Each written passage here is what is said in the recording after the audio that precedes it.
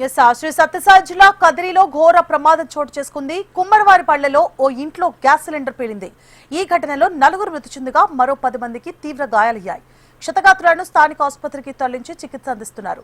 Gas cylinder పేలుడు ధాటికి 5 ఇళ్లు ధ్వంసమయ్యాయి.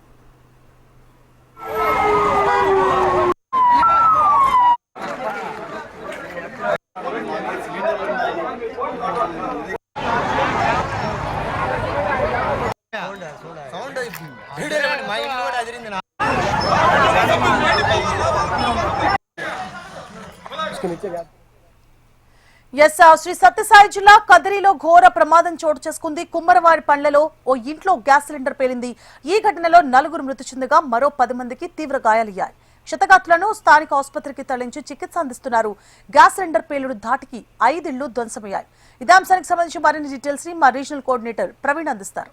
ప్రవీణ్, సువర్ణ కదిరి మండలం కుమ్మరవారిపల్లిలో ఈ రోజు ఏదైతే జిల్టన్ స్టిక్స్ మామూలుగా రాళ్లు పేల్చేకి ఉపయోగించినటువంటి డిటోనేటర్స్ ఒక ఇంట్లో అంటుకోవడంతో అది ఒక్కసారిగా ఆ పేలుడు జరిగింది. ఈ పేలుడు దాడిలో ఇంట్లో ఉన్నటువంటి గ్యాస్ సిలిండర్లు కూడా ఒక్కసారిగా పేలాయి. ఈ ప్రమాదంలో దాదాపు 5 ఇళ్లు ధ్వంసమైనట్లు కూడా మనకి సమాచారం అందుతుంది. స్థానికులు చాలా మంది గాయపడ్డారు. అయితే 4 వీళ్ళు చనిపోయినట్లు కూడా సమాచారం అందుతుంది. ఈ క్షతగాత్రులందరూ కూడా కదిరి ప్రభుత్వ ఆసుపత్రికి తరలించారు. ముఖ్యంగా వడ్డెర సామాజిక వర్గానికి చెందిన వాళ్ళు, ముఖ్యంగా రాళ్లు కొట్టే వాళ్ళు అందరూ కూడా ఈ ముందస్తుగా ఇంట్లో నిల్వలు ఉంచుకుంటారని కూడా చెప్తున్నారు. రాళ్లు కొట్టేందుకు ఉపయోగించేటువంటి ఈ పేల్చేందుకు ఉపయోగించినటువంటి డిటోనేటర్స్ కావచ్చు, జిల్టన్ స్టిక్స్ అవన్నీ అంటుకోవడంతో ఈ ప్రమాదం జరిగిందని కూడా స్థానికంగా మనకి తెలుస్తుంది. ముఖ్యంగా ఈ ప్రమాదంలో గ్యాస్ సిలిండర్లు కూడా ఒకసారిగా పేలడం అనేది ప్రమాద తీవ్రతను మరింత పెంచిందని కూడా స్థానికులు చెప్తారు. ముఖ్యంగా 5 ఇళ్లు ధ్వంసమయ్యాయి. దాదాపు 10-12 ఇండ్లు ఏవైతే చుట్టుపక్కల ఉన్నాయో వాళ్ళ ఇంట్లో ఉన్న వాళ్ళందరికీ కూడా గాయాలయ్యాయి. ఒక్కసారిగా ఎక్స్ప్లోజ్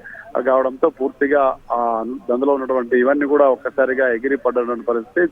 దాదాపు 5 ఇళ్లు కూడా దాదాపు అందులో 1-2 ఇళ్లు దాదాపుగా నిలమట్టమైనటువంటి పరిస్థితి. ఈ ప్రమాదంలో 10 మందికి పైగా 10 నుంచి 12 మంది తీవ్రంగా గాయపడినట్లు తెలుస్తుంది. వీళ్ళందరినీ కూడా కదిరి ప్రభుత్వ ఆసుపత్రికి తరలించారు. వీళ్ళలో కొంతమందికి తీవ్ర గాయాలయ్యాయి. వారందరినీ మెరుగైన వైద్యం కోసం ఇతర ప్రాంతాలకు తరలించే ప్రయత్నాలు కూడా కొనసాగుతున్నాయి. ఏదైతే ముఖ్యంగా వీళ్ళు రాళ్లు కొట్టేకి ఉపయోగించినటువంటి పేల్చేకి ఉపయోగించినటువంటి తోటాలు పేలడంతోనే ఈ ప్రమాదానికి కారణం అని చెప్పి పోలీసులు ప్రాథమికంగా భావిస్తున్నారు. అయితే ఇంట్లో ఉన్నటువంటి గ్యాస్ సిలిండర్లు పేలడం ఒకసారిగా ప్రమాద తీవ్రతను కూడా పెంచిందని చెప్తున్నారు. దీని మీద అయితే దర్యాప్తు కొనసాగుతుంది. సువర్ణ, సో ప్రవీణ్, అంటే రాళ్లు పేల్చి డిటోనేటర్లు ఇళ్ల మధ్యకి ఎందుకు తీసుకొచ్చారు? అసలు దానికి సంబంధించిన డీటెయిల్స్ ఏంటి? దర్యాప్తు ఎలా కొనసాగుతోంది? డిటోనేటర్ పేలడం తర్వాత, అంటే అది పేలిన తర్వాతనే గ్యాస్ సిలిండర్లు పేలడం జరిగిందా? అసలు ఏంటి సంఘటన జరగడానికి మూల ఆధారం ఏమై ఉంటుంది? దర్యాప్తులో ప్రాథమికంగా ఏం తేలింది?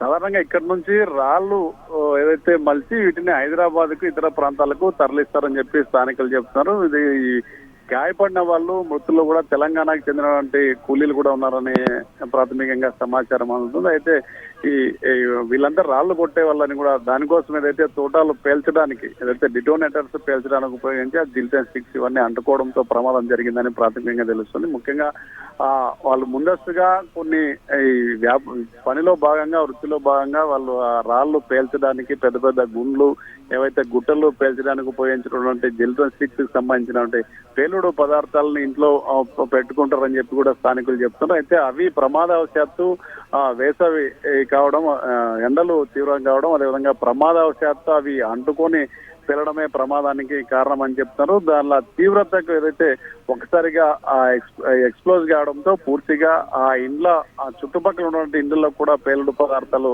వెళ్ళాయి. దాదాపు 10 నుంచి 12 ఇళ్లలో ఉన్నటువంటి జనాలు అందరూ కూడా గాయపడినారు తీవ్రంగా అని కూడా చెప్తున్నారు. చాలా మందికి స్వల్ప గాయాలైనాయి కూడా. వీళ్ళందరూ కూడా ఆసుపత్రికి తరలిస్తున్న పరిస్థితి. పూర్తిగా ఆ ఘటన జరిగిన తర్వాత పోలీసులు అక్కడికి చేరుకున్నారు. డిఎస్పీ శివనారాయణ ఆధ్వర్యంలో అక్కడికి చేరుకొని విచారణ అయితే చేపట్టారు. ఇందులో ప్రాథమికంగా అయితే ఆ జిల్టన్ స్టిక్స్ అవి పేలిన తర్వాతనే ఆ గ్యాస్ సిలిండర్లకు కూడా మంటలు వ్యాపించి గ్యాస్ సిలిండర్లు పేలినాయని చెప్తున్నారు. పేలుడు తీవ్రత ఒక్కసారిగా ఆ గ్రామంలో అంతా కూడా భయాందోళన గురైన పరిస్థితి. దాదాపు 5 ఇల్లు పూర్తిగా ధ్వంసమైనట్లు తెలుస్తున్నారు. మిగతా ప్రాంతం కూడా కొంత పాక్షికంగా దెబ్బతిన్నట్లు కూడా తెలుస్తుంది. ఈ పోలీసులు అయితే విచారణ కొనసాగిస్తున్నారు. గ్రామంలో ప్రాథమికంగా ఈ బొడ్డెర సామాజిక వర్గానికి చెందిన వాళ్ళు ఇంట్లో పెట్టుకోవడంతో ఈ ప్రమాదం జరిగిందని తెలుస్తుంది. అయితే వీళ్ళంతా కూడా తెలంగాణకు సంబంధించిన వాళ్ళు అంటున్నారు. పూర్తిగా క్లారిటీ కూడా దీని మీద రావాల్సి ఉంది. మరికొద్దిసేపట్లో పోలీసులు కూడా ఒక ప్రకటన వెలువడించే అవకాశం అయితే ఉంది. అంచనా సువర్ణ. సో మరి ఈ ప్రవీణ్, దీనికి సంబంధించి అంటే ఇళ్ల మధ్యలో డిటోనేటర్లు లేకపోతే జిల్టన్ స్టిక్స్ అవన్నీ క్యారీ చేయడానికి పోలీసుల అనుమతి ఖచ్చితంగా ఉండదు. మరి దానికి సంబంధించి ఎలా రియాక్ట్ అవుతుందంటే చుట్టుపక్కల ప్రజలు కూడా అభ్యంతరాలు తెలపలేదా? ఎందుకు అంటే ఇళ్ల మధ్యలో ఉంటే ఎలా అయినా ఇలాంటి సంఘటనలు చోటు చేసుకుంటే దానికి ఉదాహరణ మనం ఇప్పుడు చూస్తున్నాం. సో ఇప్పుడు జరిగిన ఈ సంఘటనకి సంబంధించి అంటే ప్రజలు ఎవరు కూడా ఇంతకు ముందు దీనికి సంబంధించి ఫిర్యాదులు ఎలాంటివి చేయలేదా? అసలు వాళ్ళు అనధికారికంగా వాటిని ఇళ్ల మధ్యలో క్యారీ చేయడానికి గల కారణాలు ఏంటి? అంటే వాళ్ళు ఎక్కడికైనా పనికి వెళ్ళినప్పుడు అంటే వాటిని క్యారీ చేస్తూ ఉంటారా? ఎందుకంటే మీరు చెప్పిన దాని ప్రకారం వాళ్ళు ఆ ప్రాంతవాసులు కాదు. సో వాటిని వాళ్ళు క్యారీ చేస్తూ ఉంటారని కనిపిస్తోంది. సో పోలీసుల నుంచి ఎటువంటి పర్మిషన్స్ తీసుకున్నారా, లేకపోతే అనధికారికంగా వాళ్ళు ఇలాంటి క్యారీ చేస్తున్నారా? ఎలా జరుగుతుంది, ఏంటి?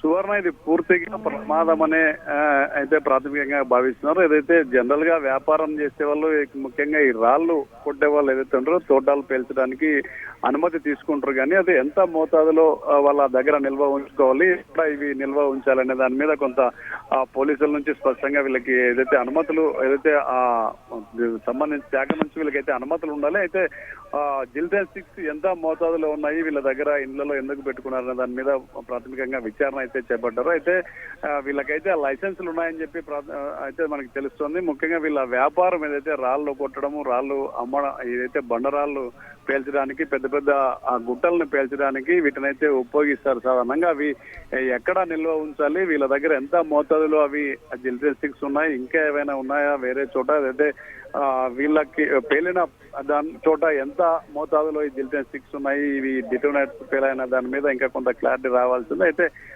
ఇల్లీగల్ గా ఎంత ఉంది అనేది కూడా కొంత తెలియాల్సి ఉంది. ముఖ్యంగా వీళ్ళు తెలంగాణకి ఎక్కువగా సరఫరా చేస్తారని స్థానికులు చెప్తున్నారు. అయితే ఈ గాయపడిన వాళ్ళలో కూడా కొంతమంది తెలంగాణ కూలీలు ఉన్నారని కూడా చెప్తుంది. దీని మీద మరికొద్దిసేపట్లో కొంత పోలీసులు అయితే కొంత క్లారిటీ ఇచ్చే అవకాశం ఉంది. సువర్ణ.